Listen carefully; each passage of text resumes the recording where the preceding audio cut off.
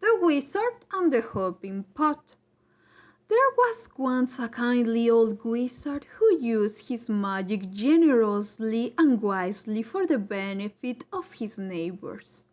Rather than reveal the true source of his power, he pretended that his potions, charms, and antidotes sprang ready-made from the little cauldron he called his lucky cooking pot.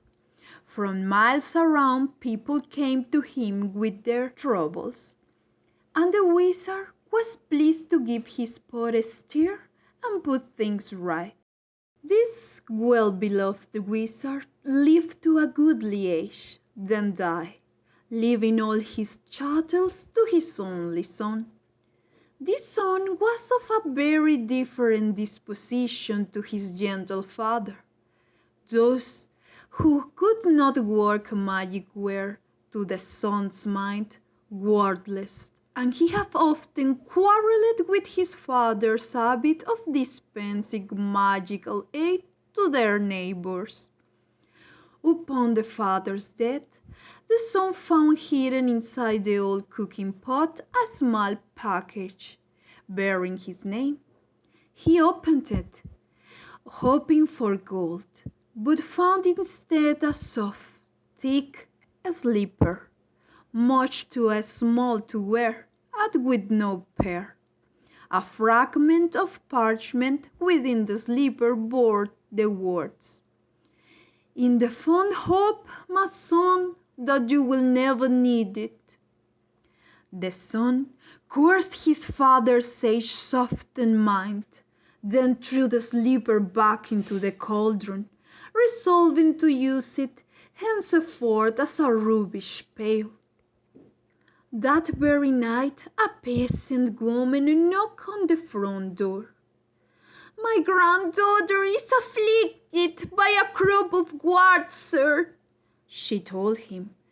"Your father used to mix special poultice in that old cooking pot." "Begone!" cried the son. "What care I for your brat's warts?"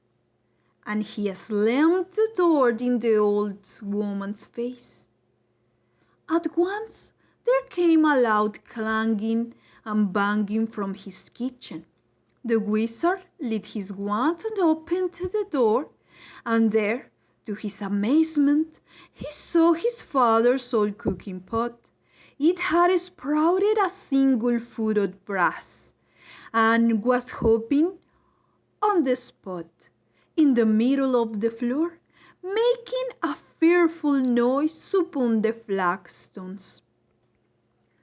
The wizard approached it in wonder, but fell back hurriedly when he saw that the whole of the pot's surface was covered in warts. "Disgusting object!" he cried, and he tried fiercely to banish the pot, then to clean it by magic, and finally to force it out of the house. None of his spells worked, however, and he was unable to prevent the pot whooping after him out of the kitchen, and then following him up to the bed, clanging and banging loudly on every wooden stair. The wizard could not sleep all night for the banging of the warty old pot by his bedside, and next morning the pot insisted upon hopping after him to the breakfast table. Clank, clank, clank went the brass-footed pot, and the wizard had not even started his porridge when there came another knock on the door. An old man stood on the doorstep. "This is my old donkey, sir," he explained. "Lost she is, or stolen, and without her I cannot take my wares to the market, and my family will go hungry tonight." "And I am hungry now," roared the wizard, and he slammed the door upon the old man. Clank, clank, clank when the cooking pot singled brass foot upon the floor. But now its clamor was mixed with the brays of a donkey and human groans of hunger, echoing from the depths of the pot. "Be still! Be silent!"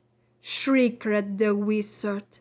But not all his magical powers could quieten the warty pot, which hopped at his heels all day, braying and groaning and clanging, no matter where he went or what he did.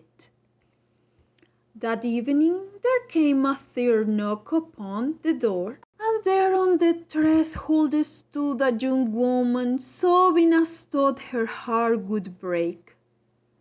"My baby is grievously ill," she said. "Won't you please help us? Your father bade me come if troubled." But the wizard slammed the door on her, and now the tormenting pot filled to the brim with salt water and slopped tears all over the floor as it hopped and brayed and groaned and sprouted more warts. Though no more villagers came to seek help at the wizard's cottage for the rest of the week, the pot kept him informed of their many ills. Within a few days, it was not only braying and groaning and slopping and hopping and sprouting warts. It was also choking and retching, crying like a baby, whining like a dog, and spewing out bad cheese and sour milk and a plague of hungry slugs. The wizard could not sleep or eat with the pot beside him, but the pot refused to leave, and he could not silence it or force it to be still. At last the wizard could bear it no more.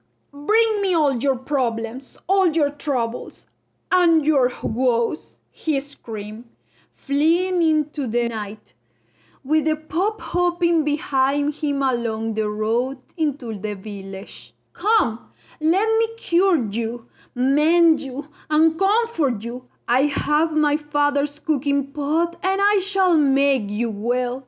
And with the full pot still bounding along behind him, he ran up the street, casting pearls in every direction.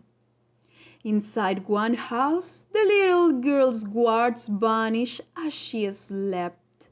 The lost donkey was summoned from a distant briar patch and set down softly in its stable. The sick baby was doused in dittany and woke well and rosy. At every house of sickness and sorrow, the wizard did his best, and gradually the cooking pot beside him stopped groaning and retching and became quiet, shiny, and clean. "Well, pot?" asked the trembling wizard as the sun began to rise. The Bob burped out the single slipper he had thrown into it, and permitted him to feed it onto the brass foot. Together they set off back to the wizard's house, the pot's footstep muffled at last. But from that day forward, the wizard helped the villagers like his father before him, lest the pot cast off its slipper and began to hop once more. The end.